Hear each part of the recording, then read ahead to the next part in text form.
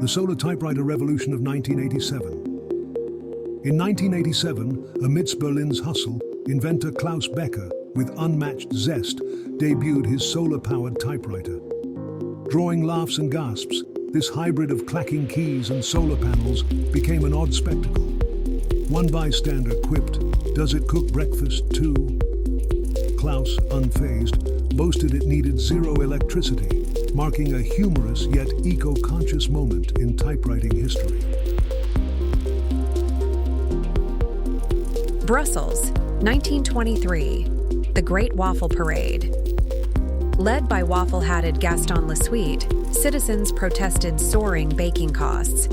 Armed with punny signs and a giant waffle, they turned the streets into a whimsically sweet demonstration of syrupy solidarity.